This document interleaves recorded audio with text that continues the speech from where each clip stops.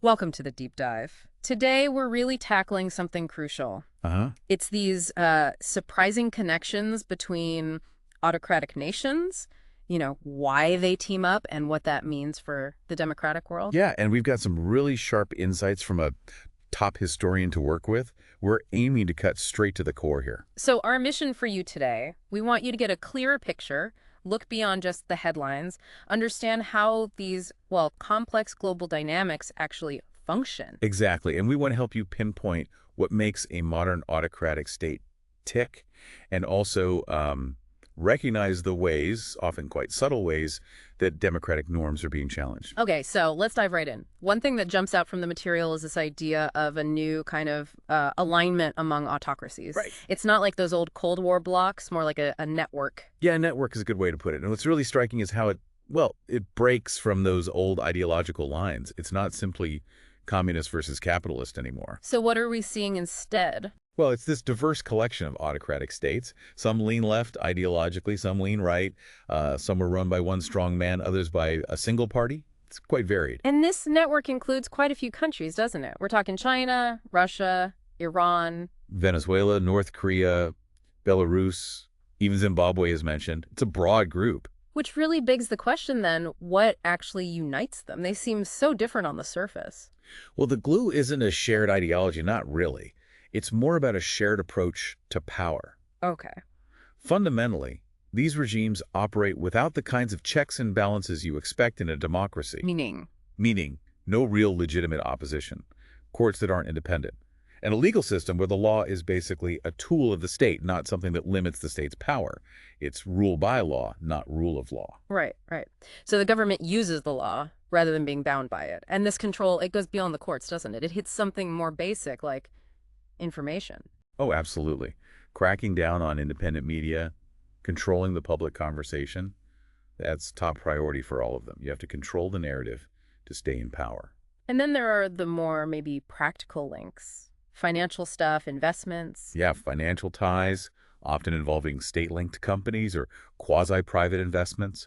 And this trade in surveillance tech is fascinating. China's a big player there. So they find common ground where it suits them. Exactly. Mutual self-interest. Their grand ideologies might clash, but they can all benefit from, say, bypassing sanctions together or trading technology that helps them monitor their populations. And there's this sense, the historian notes, of them being in a shared struggle, even if democracies don't always see it that way. Yes, a perception of a global struggle against democratic norms, against accountability. They see themselves as pushing back against that. Okay, let's talk about Venezuela. It's highlighted as a kind of stark example. Once wealthy, now facing this huge refugee crisis. Right. And the leader lost an election but is still in power. How does that happen? Well, Venezuela is a prime case study of this network effect. Maduro's regime is propped up. It survives, despite losing legitimacy, partly because of external support, military backing from Russia, investments from China, security help from Cuba, and even this surprising link with Iran. It shows how outside autocratic support can keep a failing regime afloat. Iran and Venezuela, both oil producers under sanctions, helping each other out. It's that enemy of my enemy thing, isn't it? It certainly looks like it. Finding ways around restrictions, maybe even those visa arrangements involving groups like Hezbollah, it's opportunistic. But the source also suggests there's a deeper threat they all feel, something more fundamental. Yes. At the core, they're united by their opposition to the very language of democracy. Accountability, rights, justice. Why? Because that's the language their own internal opposition uses. Think anti-corruption protests in Russia, or the pro-democracy movement in Hong Kong, or women demanding rights in Iran. So Yeah. democratic ideas themselves are seen as the threat. Precisely. They see these values as a direct challenge, a potential spark for unrest inside their own borders. So the historian's analogy, maybe it's less like a traditional alliance, more like a conglomerate, different companies cooperating where it makes sense. That conglomerate idea is really helpful, I think. It captures the fluid, sometimes transactional nature of it. Each has its own business model, its own political system, but they'll work together on specific deals with trade, intelligence, political cover. It's very different from an alliance built on shared values then. Worlds apart. Which brings us nicely to BRICS. You hear that name a lot, often framed as this emerging bloc challenging the West, maybe another autocratic club, but the source suggests it's more complicated. Yeah, BRICS is interesting because it actually shows the limits of these purely opportunistic groupings.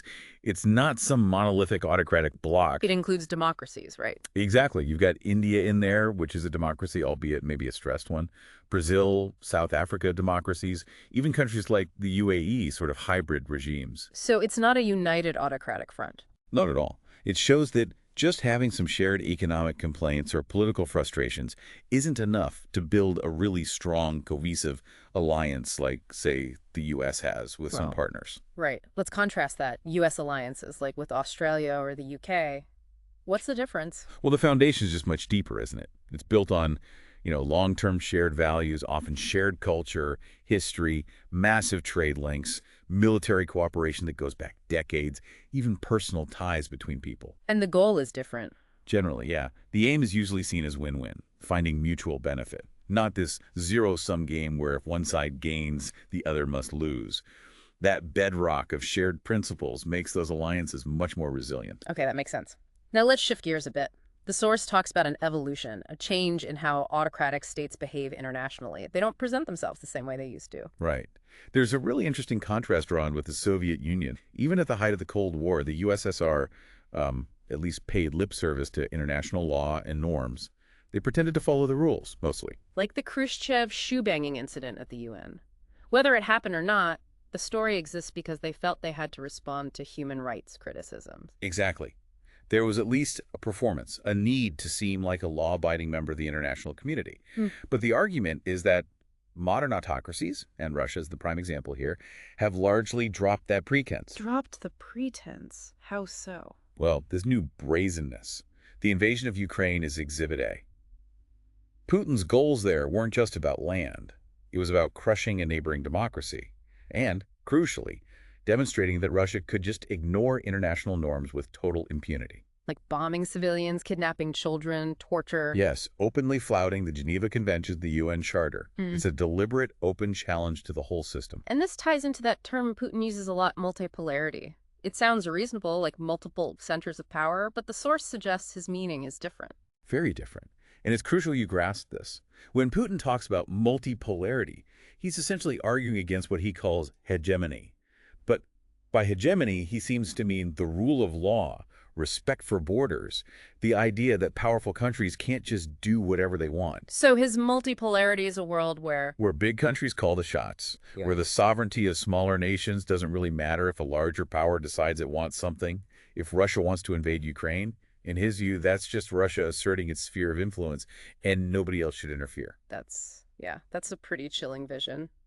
And the source argues this directly threatens the order we've had since World War II. Absolutely. That post-war order, for all its flaws, allowed for a period of relative stability, reduced military spending in many places, and investment in welfare, research, global health. Because countries weren't constantly preparing for the next great power war. Broadly, yes. Yeah. A return to a pure might makes right world would fundamentally undermine global progress and stability. Okay. Now, we have to address this argument you hear, often pushed by Russia itself, that NATO expansion caused the Ukraine invasion. The historian offers a very different perspective. Yeah, this is a really important point to clarify. The narrative is often flipped. The reality, according to the source, is that significant NATO reinforcement followed Russian aggression. It didn't precede it. NATO itself being defensive. Exactly. It was set up to react if a member was attacked. It doesn't have a history of invading countries. And after the Cold War, NATO actually drew down significantly. Less spending, fewer troops. People were even questioning if it was still needed. So what changed? Well, increasing Russian aggression changed things. Yeah. Threats against Georgia, Estonia, even cyber attacks and assassinations in places like the UK, threats to Poland, Germany. This built up a perception of a renewed threat. Which led to countries wanting to join, like Sweden and Finland recently. Precisely. The full-scale invasion of Ukraine in 2022 was the catalyst. It showed Putin was willing to wage a massive war, commit atrocities. That made strengthening NATO's defenses seem essential, not provocative. And countries like Finland and Sweden decided they needed the security guarantee. And this fear in Eastern Europe wasn't new, was it? The desire to join NATO went way back. Yes. The source points out threatening language and actions from Russia towards its neighbors going back to the 90s. Putin himself was involved in some incidents back then.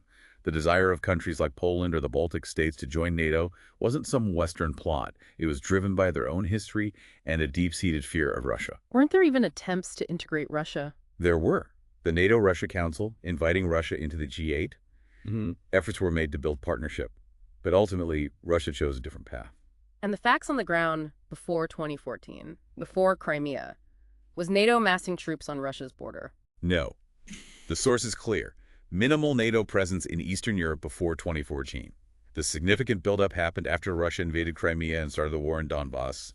It was a reaction. So today, European countries feel a real threat. They do. A multifaceted threat. Propaganda, sabotage, economic pressure, and yes, the potential for military action. That's why you're seeing defense spending going up across Europe, even if countries are reluctant. It's seen as a necessity now. Okay, this naturally leads us to the tough question of peace in Ukraine.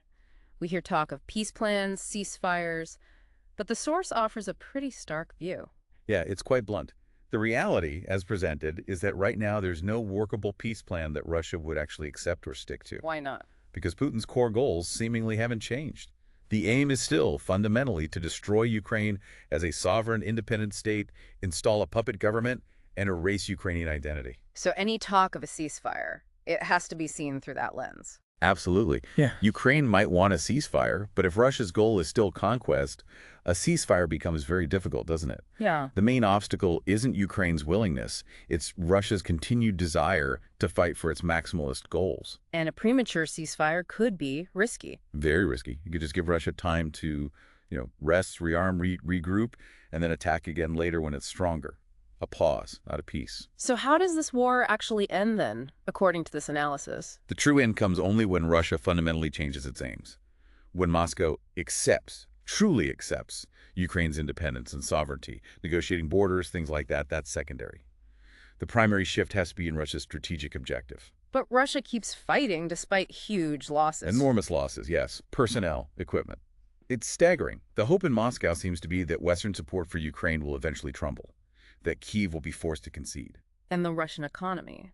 Can it sustain this war footing? Well, the shift to a war economy creates a kind of dependency, makes it hard to stop in the short term. But long term, the source suggests it's unsustainable. It mirrors the kind of economic distortions that helped bring down the Soviet Union, prioritizing military spending over everything else. It's a huge gamble. Let's pivot slightly. Why do autocratic states spend so much time and effort bad-mouthing the West? What's the underlying reason for all that propaganda? Well, fundamentally, the biggest ideological threat to an autocracy is, democracy itself. How so? The core principles.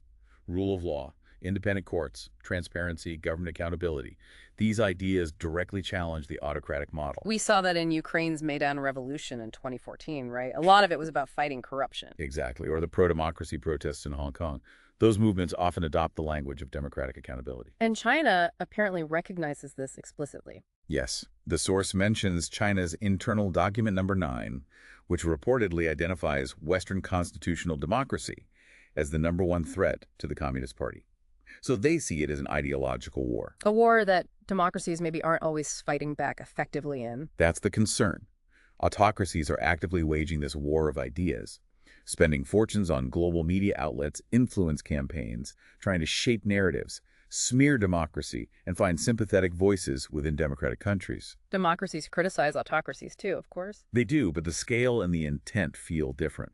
For autocracies, democratic values are often seen as an existential threat.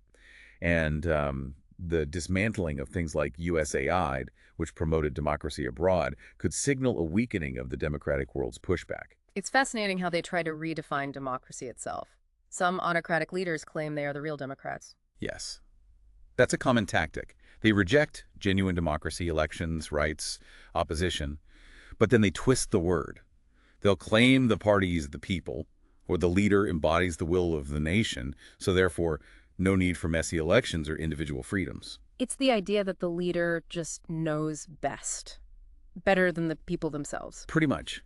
It's this mindset that the leader, or the ruling elite, has some superior insight and acts in the people's true interests, even if the people don't realize it. It can get quite bizarre, almost mystical, like the justifications used in North Korea. There's an element of magic, the source calls it. The leader claiming to be the voice of the people. Yeah, that sense that the leader somehow channels the collective will. So when you hear politicians saying, I am your voice or I alone can fix it, that taps into a similar, potentially dangerous way of thinking. And the propaganda. Sometimes it seems so obviously false. Is the point even to be believed? That's a really sharp observation. Sometimes the goal isn't persuasion, it's about demonstrating power. The power of the liar. How does that work? By constantly repeating blatant lies, things everyone knows are untrue, the regime shows it can control reality itself. It signals that truth doesn't matter, only power does. This can create cynicism and hopelessness, making people less likely to resist. Wow. Okay, this connects to another shadowy area. Kleptocracy. How is runaway corruption linked to autocracy? They're deeply intertwined. You have the normal global economy, and then, as the source puts it, this alternate economy running alongside it. The world of tax havens, shell companies. Exactly. Anonymous ownership. Mhm. And autocrats are masters at exploiting the legal and financial systems within democratic countries to hide their stolen wealth. Think luxury apartments in London or New York may be hidden behind shell companies. The amount of money involved is huge. Staggering. A significant chunk of global GDP is estimated to be held anonymously offshore. And it comes from various illicit sources, drug trade, tax evasion, but also vast amounts looted from the state coffers in autocratic countries. And there are people in democracies who help make this happen. Unfortunately, yes. Bankers, accountants, lawyers. There's a whole industry that facilitates this system, and sometimes the loopholes are right here at home. You can set up anonymous trusts or companies in states like Wyoming, Delaware, South Dakota relatively easily. Which means this dirty money can potentially seep into our own political systems. That's the risk. Anonymous money can be used to influence politics, fund lobbying, or spread disinformation within democracies. Transparency is the key defense. Secrecy is the lifeblood of these autocratic, kleptocratic systems. So this battle between transparency and secrecy, democracy and autocracy, it's happening within our own borders too. Absolutely. It's not just an us versus them thing internationally. The struggle exists everywhere, including within the U.S. And setting up these shell companies, it's not actually that hard. No, that's the worrying part. Yeah. It's often surprisingly straightforward, which undermines the perception that it's some super complex operation only geniuses can pull off. Let's talk about technology. Autocracies seem to be getting very good at using tech for control. China's surveillance state is the obvious example. Yes, China's system is incredibly sophisticated.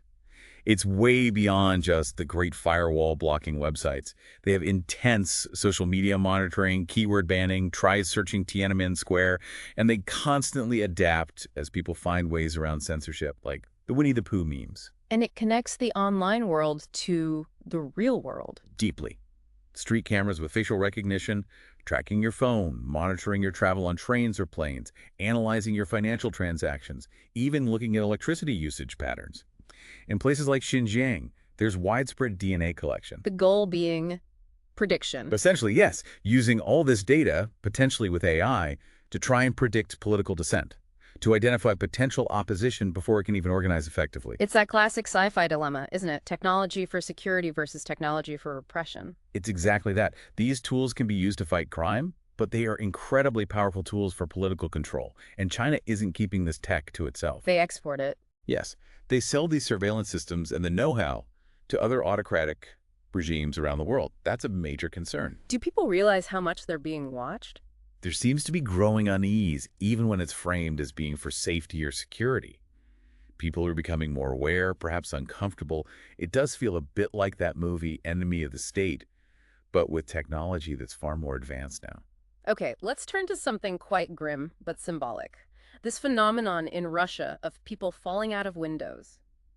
It's almost a dark running gag, but the source says these aren't accidents. No, they are understood widely as deliberate political murders. Assassinations designed to send a message. And the message is changing. It used to be more targeted. It seems so.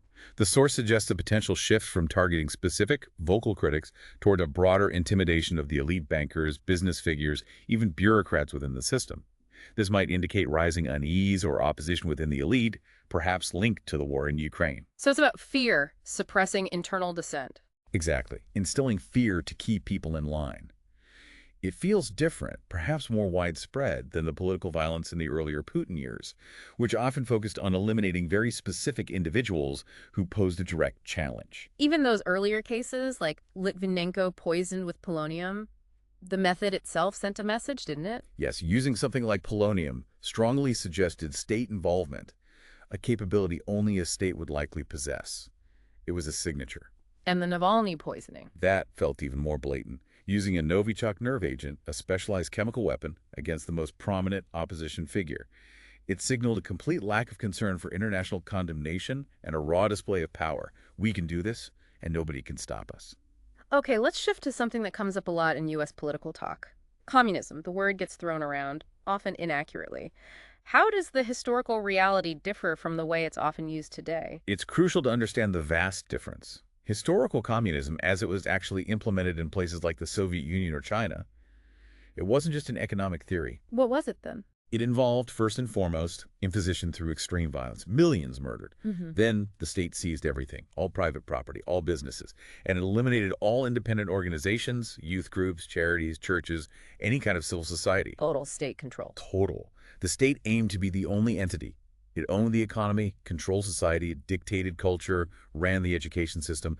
Everything belonged to and was directed by the state, embodied by the Communist Party. And achieving that, it couldn't happen peacefully. The sheer scale of violence and societal destruction required to even attempt such a system in a place like the U.S. is, well, it's unimaginable. That's the historical reality we need to remember when the word communism is used loosely.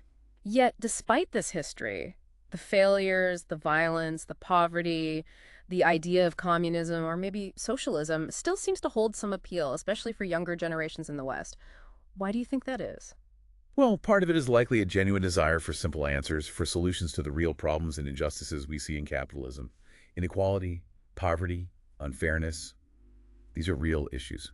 And the theory sounds appealing. A perfectly just, equal state. The theoretical allure can be strong, yes. The idea of eliminating extreme wealth and poverty, creating perfect equality. It sounds good on paper. And some early communists might have had good intentions, genuinely trying to design a better world from scratch, even if others were driven by less noble motives. But it consistently failed in practice. Every single time.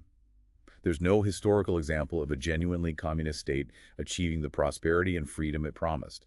The initial stages were always marked by disaster, famine, and mass violence. And when things went wrong, they didn't blame the system. No, they blamed enemies within. Saboteurs, traitors, counter-revolutionaries. This led to endless cycles of purges and scapegoating because the system itself couldn't deliver. Why couldn't it deliver? Was it just bad luck or bad leaders? The source argues it's more fundamental. A basic misunderstanding of human nature.